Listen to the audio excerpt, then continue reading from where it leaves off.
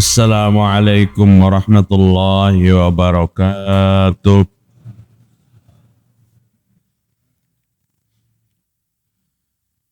Alhamdulillahi rabbil alamin wal aqibatu lil muttaqin wala udwana illa 'alal zalimin.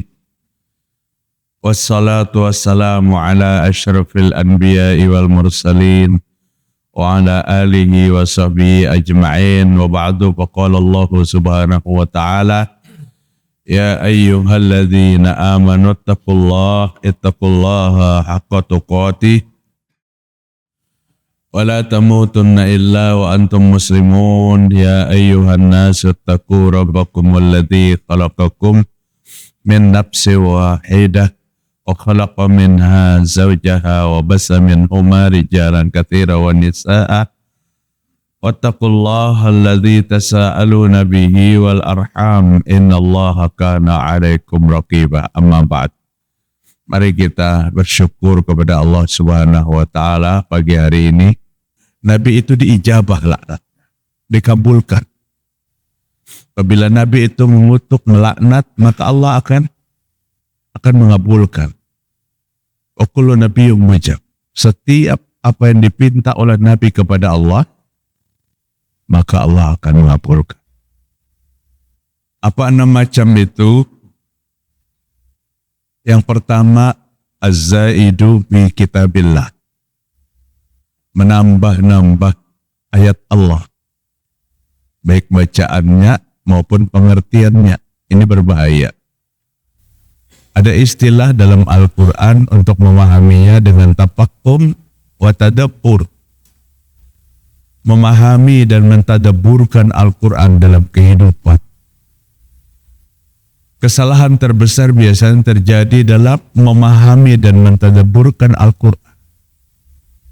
Al-Quran dipaksa untuk dijadikan satu dalil yang menjadi pembenaran satu program. Seyogianya sepantasnya seorang muslim mencari Al-Quran itu untuk mencari apa? Mencari kebenaran, bukan mencari pembenaran. Siapa yang masih ingat pemilu tahun 70-an? Ulun masih di pondok waktu itu. Roma Irama datang ke taksian bis Martapura. Kontestan 3. Ka'bah gambarnya pertama, warna kuning yang nomor 2, warna merah nomor 3. Tiap hari bergantian. Kampanye besar-besaran dari pusat. Warna merah, warna gambar nomor 1 Ka'bah mengambil ayat perpindahan kiblat. Ayat itu perpindahan kiblat dari Masjidil Aqsa ke Masjidil Haram. Digunakan untuk kampanye. Awli wajhaka syatrul Masjidil Haram. Ujar kiainya.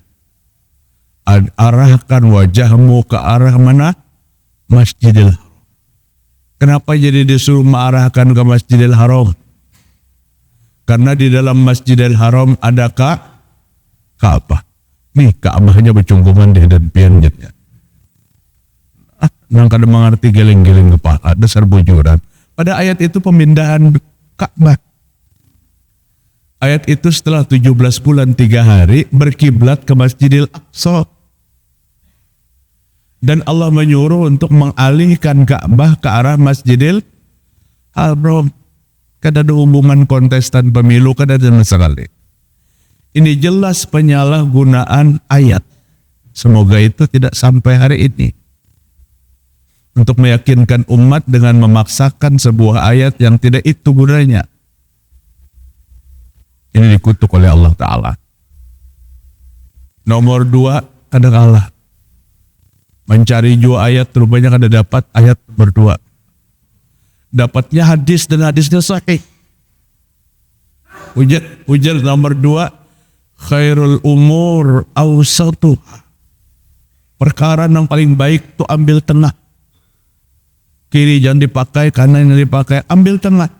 Waktu itu andaknya di tengah.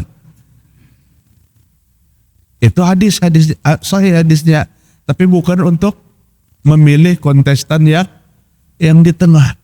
Baju merah gelabakan cari ayat yang berikutnya supaya dapat mengalahkan 1-2. Dapatnya juga ayatnya dalam surah Ad-Duha. Walal akhiratu khairul laka minal ula. Yang terakhir itu lebih baik daripada yang pertama. Kan ketiga-tiganya ini akan ada hubungannya sama sekali, Pak.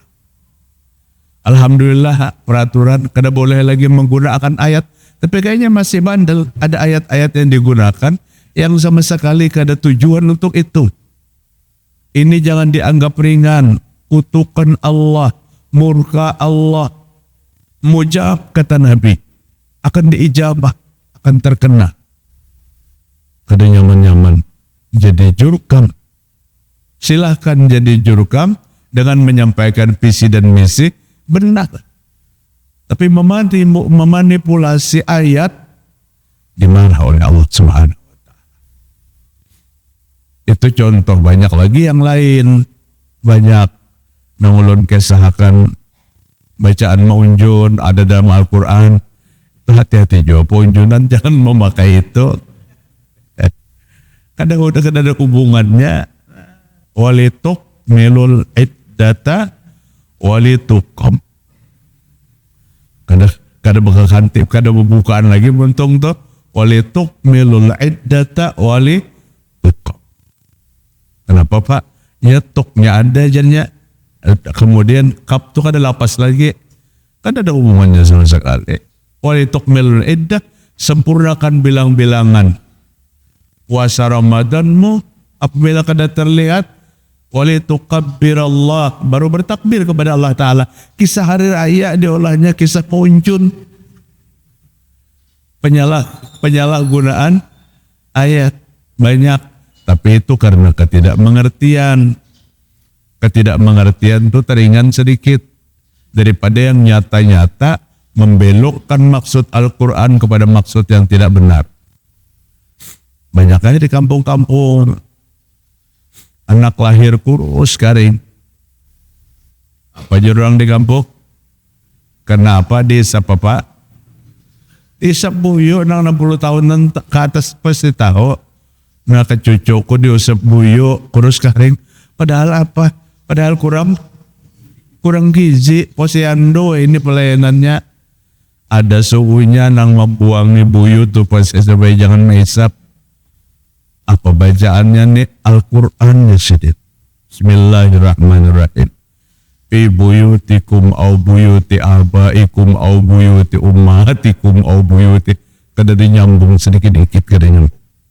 Buyut yang dimaksud dalam Al-Quran itu buyut. Buyut artinya rumah. Rumah. Tapi ketidakmengertian. Karena kejahilan. Karena terlalu berat. Tapi kalau sengaja untuk menyelewengkan itu sangat berat. Al-Quran jangan ditambah. Jumlahnya 1.027 huruf, 114 surat, 30 juz. Itu asli datang kepada Nabi Muhammad SAW dengan berbagai cara. Ada yang Jibril datang menyampaikan. Ada yang berupa bunyi deringan sesuatu yang Nabi sampai berkeringat menerjemahkan ayat itu. Ada yang datang pertama menjadikan Nabi menggigil. Ya ayyuhal mudassir, ya ayyuhal muzammil, qumil laila illa qalila. Khadijah selimuti aku, kata Nabi. Nabi menerima ayat pertama luar biasa dahsyat. Patut untuk kita jaga, tapi Allah menjanjikan inna nahnu nazzalna dzikra wa inna lahu lahafizun. Sesungguhnya kami yang menurunkan Al-Quran dan kami menjaga kelestarian Al-Quran itu sampai hari kiamat. Al-Quran tidak akan punah sampai hari kiamat. Sekalipun Nabi mewanti-wanti, akhir zaman itu Al-Quran tinggal tulisan, tinggal bacaan. Tidak lagi Al-Quran menjadi rujukan dan pelajaran. Walaqad yassarna Al-Qur'ana lidzikri fahal min mudzakir. Kami mudahkan Al-Quran untuk menjadi pelajaran siapa yang mau mengambil pelajaran kepada Al-Quran. Yang kedua yang terlaknat Allah dan Rasul, az-zaidu fi kitabillah wal mukadzibu bi qadarillah, mendustakan takdir. Qadar baik dan jahat itu bahagian daripada kesatuan rukun iman. Percaya kepada Allah, percaya kepada Rasul, percaya kepada malaikat, tapi tidak percaya kepada takdir, maka rusak rukun imannya. Keenam, rukun iman jadi kesatuan, kada boleh kada dipercaya. Semua harus dipercaya. Jadi mengimani 6 macam itu sama wajibnya. Oh, aku beriman lawan Allah lawan Rasul aja. Jangan, semua diiman. Kenapa bisa mendustakan takdir? Pada saat takdir menimpa itu sesuatu yang tidak berkenan di hati kita. Takdir itu berupa musibah, apapun bentuk musibahnya. Orang yang tidak percaya takdir mulai yang memamai lewat Allah ya Rabb, sekeluargaan kami ini salat 5 waktu. Tapi kenapa musibahnya beruntun? Itu sudah mulai longgar dengan takdir. Kenapa dihubungkan dengan ketaatan kita? Kemudian menunjuk lagi, ya Allah itu tetangga kada ada dalam sholatnya, kenapa bila kada ada musibah apa-apa? Jangan diatur. Allah Ta'ala menentukan takdir itu adalah ujian. Setiap manusia yang diuji, apabila lulus dalam ujian, ada satu tingkat lagi Allah siapkan nilai yang tertinggi daripada keimanan. Tapi ini tidak banyak kita bisa membacanya tentang itu. Yang bisa menyalahkan Allah Ta'ala, yang bisa mengandalkan ibadah, seolah-olah setelah ibadah dapat dilaksanakan, dia bisa mengatur kepada Tuhan. Tidak. Allah tidak butuh dengan ibadah kita. Ibadah yang kita laksanakan itu keperluannya untuk kita. Kita beribadah, Allah ganjar dengan ibadah itu.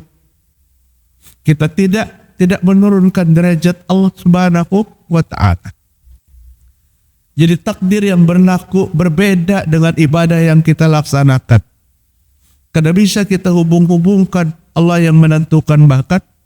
Bapak Ibu, pada saat ditanya Nabi Muhammad SAW, ya Rasul, siapa manusia yang paling banyak bala bencana ujiannya dalam hidup ini? Siapa, kata Nabi?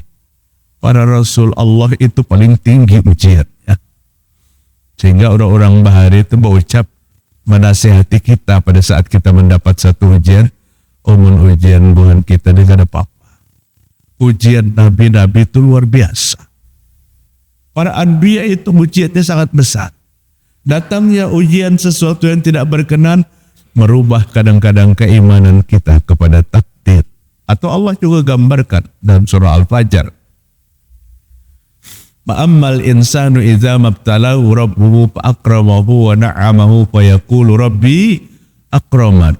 Wa amma idza mabtalahu faqadara alaihi rizqahu fayaqulu rabbi ahanan. Manusia itu apabila ditimpa oleh kesenangan, rizkinya lancar, orang menyayanginya, orang menghormatinya, karirnya naik, usahanya bagus. Fayaqulu rabbi akraman. Ini Tuhan sedang memuliakanku. Itu biasanya klaimnya. Wa amma idza mabtalahu faqadara alaihi rizqah. Manakala rizkinya dikurangi, kehidupannya bina sakit-sakitan, Allah sedang menghinakanku. Sama sekali tidak. Kala tidak, kata Allah Ta'ala. Kesenangan, kesusahan, kesehatan, sakit, tidak. Karena apa? Karena Allah senang atau tidak. Tidak sedikit orang yang disayangi Allah dirundung dengan sakit berlama-lama. Siapa? Nabi Ayub alaihissalam. Tidak sedikit orang disayangi Allah dirundung dengan apa? Kehormatan yang panjang. Nabi Ismail alaihissalam. Terus membuktikan Allah sayang lawan kita tuh kayak apa? Ujar Nabi, bukti Allah sayang lawan kita tuh Allah pahamkan kita kepada agama Allah Ta'ala. Belum paham, Allah buka hati kita untuk menuntut kepahaman kepada agama. Artinya kalau ulun boleh katakan pagi ini tidak berlebihan. Pian-pian yang datang nih, orang yang disayangi oleh Allah Ta'ala. Allah membuka hati-hati kita. Repot-repot bertahan, ngantuk-ngantuk bertahan. Tapi siap datang untuk membuka kepahaman, pencerahan dalam sebuah kajian agama. Saking sayangnya Allah Ta'ala apa? Ujar Nabi, man salaka tariqan yaltamisu bi'ilman, salallahu lahu tariqan ilal jannah. Siapa yang menempuh jalan tujuannya ke tempat menuntut ilmu, nanti Allah akan mudahkan jalan menuju surga. Kurang gembira apa berita kita mendengar ini? Idza maratum biriyadil jannah farta'u. Jika kalian melewati kebun surga, singgahi, cicipi. Sahabat bertanya, kebun surga itu apa di dunia? Adalah majelis ilmu, halaqatul dzikri. Di mana kamu berkumpul mengingat Allah Subhanahu wa Ta'ala. Jamaah sekalian, rahimakumullah. Yang kedua, yang ketiga, orang yang dikutuk oleh Allah. Al-mutasallit bil jabarut wa yu'izzu man azillahu Allah wa yuzillu man azzahu Allah. Ini ada pada orang-orang tertentu. Seseorang yang dipilih, dibaiat oleh rakyat untuk menjadi pemimpin.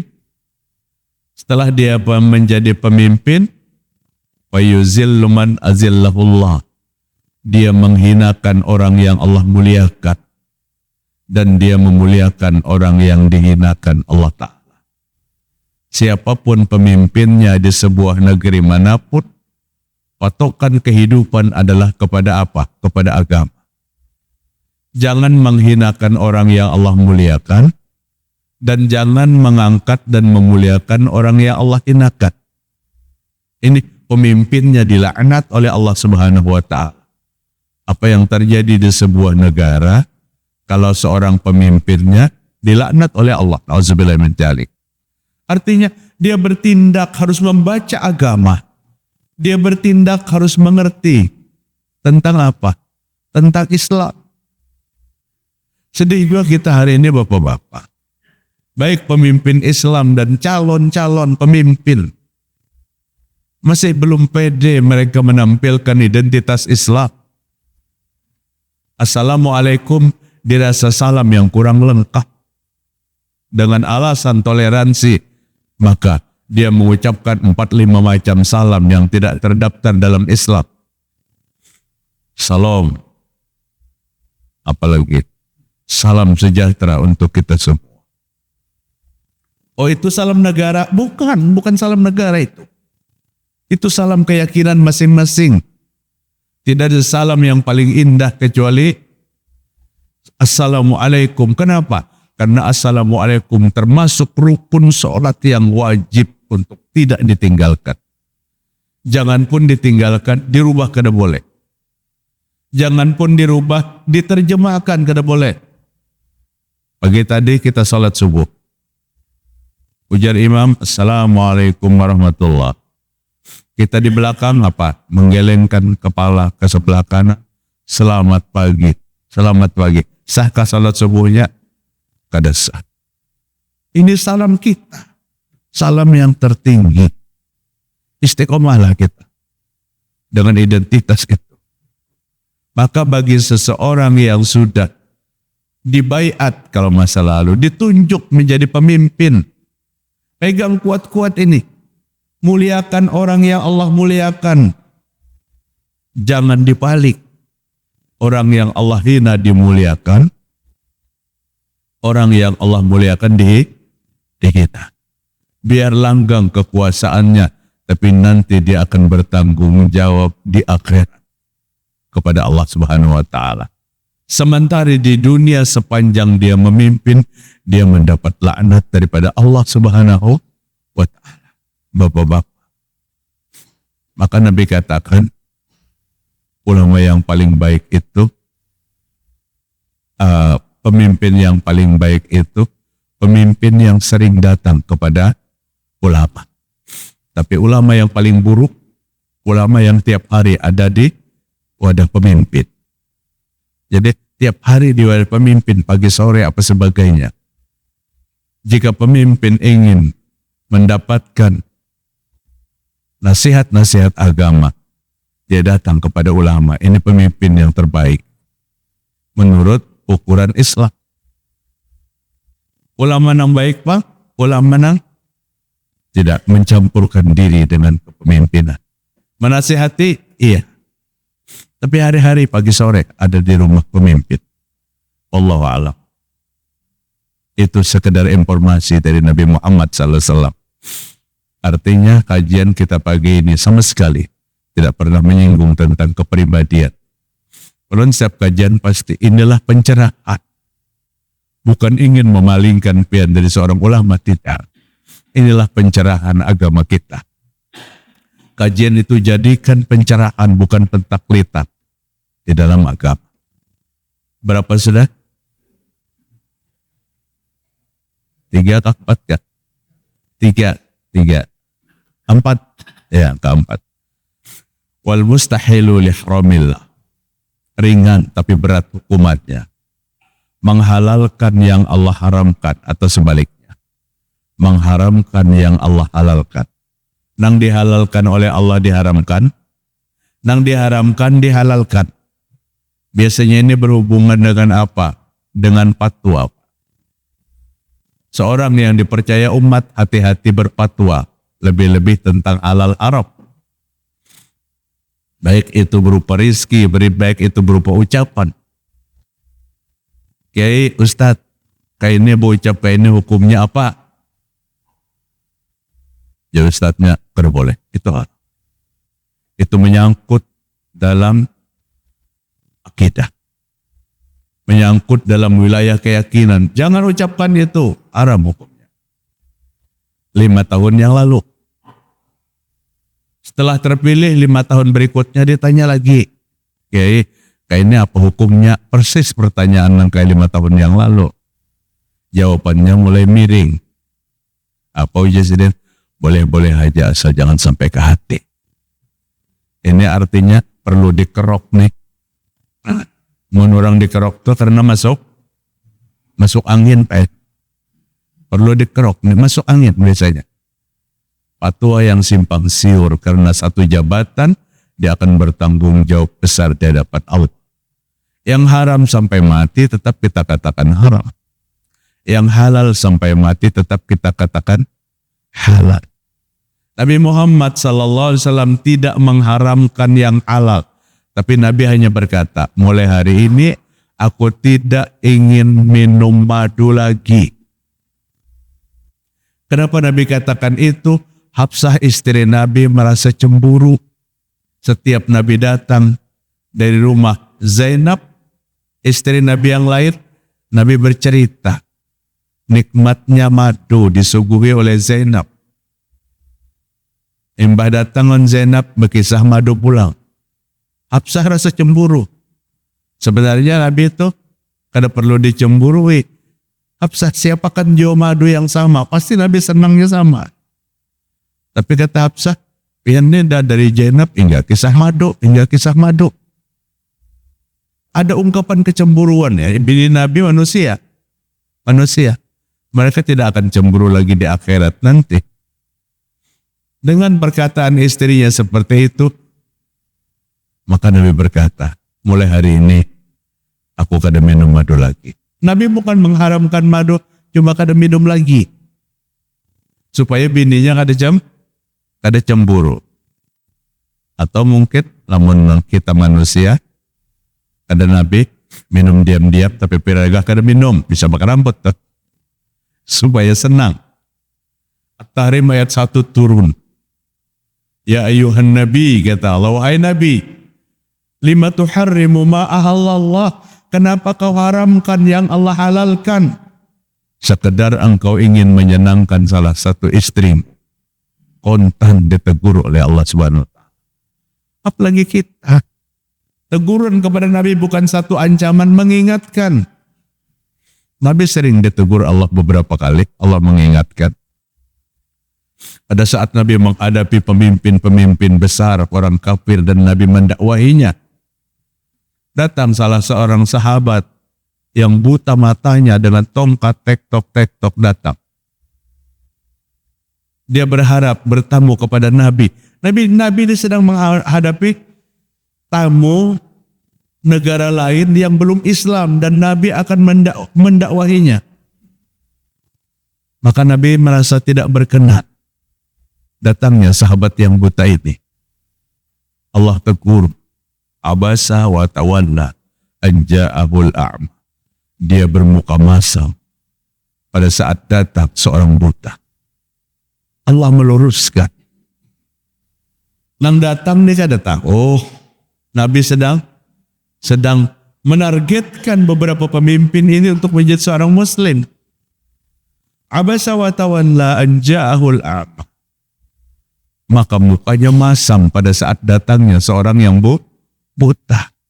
Itu zamannya di zaman Nabi, Allah nang tukang luruskan. Mun kita kadang nang suka meluruskan. Kadang-kadang nang diluruskan lebih galak daripada nang meluruskan. Celenginya stumat oke, nang meluruskan. Urus diri ikam aja kada usah ngurus orang lain. Itu biasanya yang keluar. Jangan mengharamkan yang dihalalkan dan menghalalkan yang diharamkan. Kelima, wal mustahilu min irati ma haramallah. Menghalalkan bagi keluargaku apa yang Allah haramkan. Nabi tidak ingin keluarga Nabi, zuriat Nabi itu ditempatkan pada tempat yang seolah-olah lebih istimewa. Jangan halalkan kepada keluargaku yang diharamkan. Buah nikah haram hukumnya. Karena buah nikah orang ahwal, orang ajam. Kami zuriat Nabi halal. Jangan kata Nabi. Itu berdosa. Mau itu zuriat Nabi atau kada Nabi, yang haram itu tetap haram, yang halal itu tetap halal. Rasul itu mengantisipasi 14 abad yang lewat. Akan terjadi paham seolah-olah bagi satu jeriat menjual-jual nasab. Dan Allah waktu itu peringatkan kepada Nabi, wa anzir ashiratakal aqrabin. Wahai Muhammad, berilah peringatan keluargamu yang dekat-dekat. Ingatkan keluargamu agar jangan menjual-jual nama Nabi sallallahu alaihi wasallam. Kan banyak hari ini, apalagi zaman digital nih, berita-berita kebohongan jelas. Baju beliau yang bekas beliau pakai, kemudian digantungnya di kastok, baju itu masih berzikir, Allah, Allah, Allah, Allah. Ulun kada berkata bujur juaka, kata pasti kada bujur itu kesannya. Tasbih yang bekas beliau ketik, subhanallah, subhanallah, subhanallah, subhanallah. Diandak di atas meja, tasbih itu bunyi, subhanallah, subhanallah, subhanallah. Ini lebih baik menceritakan si kancil anak nakal suka mencuri ketimun. Di waktu cucu kita anak guring. Di tengah yang sudah luar biasa maju, masih kita disampaikan dengan cerita-cerita fiktif untuk mengagungkan sebuah nasab. Kita kadang-kadang boleh menghina nasab orang lain, tapi jika dia menempatkan nasabnya lebih terhormat daripada yang lain, maka Nabi, apa yang Nabi katakan?